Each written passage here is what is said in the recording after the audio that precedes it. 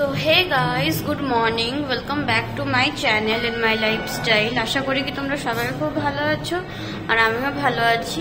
তো আজকে হচ্ছে মথুরাতে সেকেন্ড দিন, কালকে গেছিলাম হচ্ছে আগ্রা। তো আজকে পুরো মথুরাটা ঘুরবো। গাইস তোমরা ফুল ভিডিওটা দেখতে থাকো, ভিডিওগুলো খুব ইন্টারেস্টিং হতে চলেছে। তো কন্টিনিউ দ্য ভিডিও গাইস। আর এদিকে আমাদের গাড়িও চলে এসছে, এই গাড়িটা করেই আজকে পুরো ফুল মথুরাটা ঘুরবো। তো চলো গাইস আমি গাড়িতে তাহলে তাড়াতাড়ি উঠে যাই। সো গাইস এটাই হচ্ছে গাড়ি, এটা করে আমরা আজকে যাব মথুরা ঘুরতে। আর আমরা বেরিয়েও পড়েছি। আর এখন আমরা প্রথমে যাব হচ্ছে রাভেল গাঁও, মানে ওইখানে হচ্ছে রাধারানীর জন্মস্থান। তো চলো গাইস ওইখানে গিয়ে আমি তোমাদের সঙ্গে সবকিছু শেয়ার করছি। আর এদিকে আমরা পৌঁছেও গেছি, এইটাই হচ্ছে রাধারানীর জন্মস্থান রাভেল। তো এখানে আমরা এসে গেছি। তো চলো তাহলে গাইস ভিতরে গিয়ে তোমাদের সবকিছু শেয়ার করছি।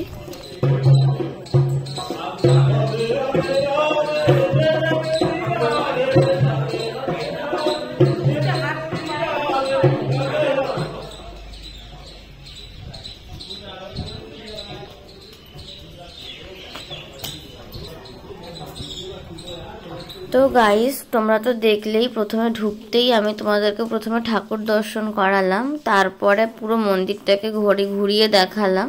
আর এবার আমরা এখানে পরিক্রমা করছি। আর এটাই হচ্ছে মন্দিরটা, আর মন্দিরের সামনেই এখানে একটা বড় একটা পুকুর রয়েছে, এইটাই হচ্ছে সেই পুকুরটা। তো এই হচ্ছে রাভেল। তারপর গাইস আমরা রাভেল থেকে বেরিয়ে গেছি। আর এখন আমরা যাচ্ছি হচ্ছে কৃষ্ণের জন্মস্থান, মানে কংসের কারাগার, যেখানে কৃষ্ণের জন্ম হয়েছিল। তো ওইখানেই যাচ্ছি। আর এদিকে আমরা এখানে পৌঁছেও গেছি। এখানে সামনে বিশাল বড় একটা এরকম পুকুর রয়েছে। আর এইটাই হচ্ছে কৃষ্ণের জন্মস্থান, মানে কংসের কারাগারের মেন গেট। কিন্তু এর ভিতরে আর একটা গেট আছে, ওই অবধি ফোন অ্যালাউ, তারপরে আর ফোন অ্যালাউ নেই।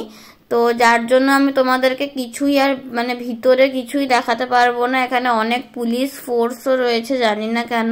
এখানে ফটো করা, ভিডিও করা সবকিছু বারণ, তো স্ট্রিক্টলি প্রহিবিটেড যাকে বলা যায়। তারপর গাইজ আমরা কংসের কারাগার বা কৃষ্ণর জন্মস্থান, দুটো একটাই জায়গা, তো ওইটা দেখে এইমাত্র জাস্ট বেরালাম। আর জায়গাটা খুবই সুন্দর, কিন্তু আমি তোমাদেরকে কোনো ভিডিও কিছু শেয়ার করতে পারিনি, কারণ ওখানে ফোন অ্যালাউ ছিল না আর প্রচুর পুলিশ ফোর্স ছিল। তো ফটো তোলা, ভিডিও করার কোনো প্রশ্ন ছিল না, যার জন্য আমি কিছুই শেয়ার করতে পারিনি। তারপর গাইজ আমরা এখন রয়েছি হচ্ছে টোটোতে, কারণ আমরা এখন এসছি হচ্ছে গিরি গোবর্ধন পর্বতটাকে দেখতে।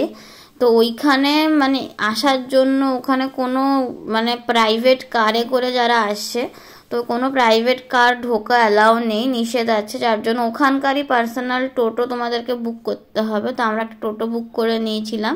তো টোটো বুক করে আমরা এই পুরো পর্বতটা, এইটাই হচ্ছে সেই গিরি গোবর্ধন পর্বত পুরোটা, তো আমরা এটাকে দেখার জন্য আলাদা করে একটা টোটো বুক করে নিয়েছি। আর এটা হচ্ছে 21 কিলোমিটারের একটা পরিক্রমা, যেটা আমরা টোটোর মধ্যে করেছি।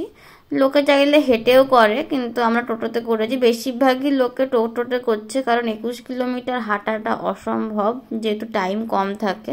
তো আমরা টোটোতে করে পুরো পর্বতের এটা পরিক্রমা করেছি।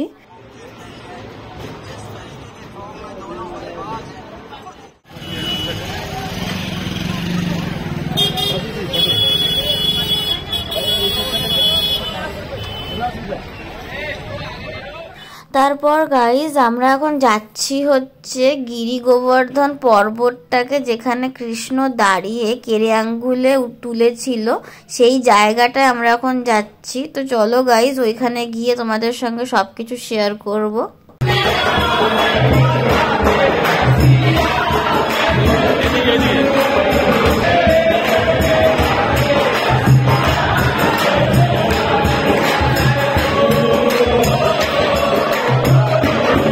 তারপর গাইজ এইটাই হচ্ছে সেই জায়গাটা। ওই যে দেখো ভিড় আছে প্রচুর, ওখানে ওই পর্বতের ইয়েটা রয়েছে, ওইখানটাতেই দাঁড়িয়ে কৃষ্ণ কেড়ে আঙ্গুলে পর্বতটা তুলেছিল।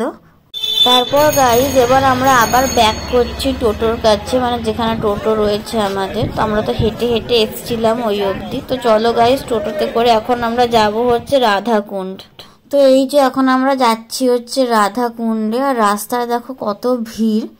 তো চলো গাইজ রাধা কুণ্ডে গিয়ে তোমাদের আবার সবকিছু শেয়ার করছি। ওইটার নাকি খুব সুন্দর জায়গা রাধা কুণ্ড আর শ্যামকুণ্ড, কিন্তু এন্ট্রি শুধু রাধা কুণ্ডেই আছে, কারণ শ্যামকুণ্ডটা এখন বন্ধ থাকে। শ্যামকুণ্ডের জল নিচের পাইপ দিয়ে রাধা কুণ্ডেই আসে, তো লোকে এখন রাধা কুণ্ডে শুধু দর্শন করতে পারে। আর এইটাই হচ্ছে রাধা কুণ্ড, দেখো ভিউটা জাস্ট কি সুন্দর লাগছে।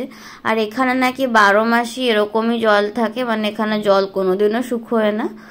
আর এখানে নাকি মাঝে মাঝে জলের কালারও চেঞ্জ হয়, মানে আমি এখানে এসে যা জানতে পারলাম, লোকেরা বলে।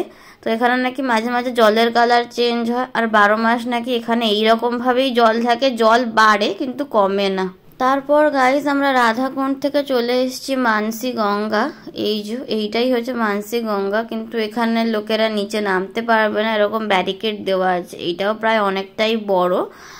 আর এখানেও প্রায় জল পুরো গভীর, দেখো এখানেও মনে হচ্ছে জল কোনোদিনও শুকোয় না দেখে মনে হচ্ছে। আর এটা মন্দিরের ভিতরে এই গঙ্গাটা। আর এখানে জলের মানে লোকেরা যে জল মাথায় দেয় সেই তার সিস্টেমটা এইরকম পাইপের দ্বারা, কারণ এখানে হয়তো কোনো মানে কারণ আছে যার জন্য লোকে নিচে নামতে পারে না, এইরকমভাবে পাইপের জল নিয়েই লোকে মাথায় ছেটায়। তারপর গাইজ আজকের মতো আমাদের মথুরা ঘোরা প্রায় কমপ্লিট। এখন আমরা ফিরছি হচ্ছে রুমে, কারণ এখন প্রায় সন্ধে হয়ে এসছে, কিন্তু এখানে এখন অবধি অন্ধকার হয়নি। এখন বাজে হচ্ছে ওই 5:30 মতো। তো এখানে অন্ধকার হতে হতে প্রায় 6:30 পৌনে 7টা হয়ে যায়। তো এখন আমরা ফিরছি রুমে। তো আজকের ভিডিওটা এই অবধি। তোমাদের এই ভিডিওটা কেমন লাগলো আমাকে কমেন্ট করে জানাবে। যদি ভালো লেগে থাকে অবশ্যই একটা লাইক, শেয়ার, সাবস্ক্রাইব, কমেন্ট করে দেবে। তো দেখা হচ্ছে তোমাদের সঙ্গে নেক্সট ব্লগে। সবাইকে টাটা, সবাই খুব ভালো থাকবে আর সুস্থ থাকবে।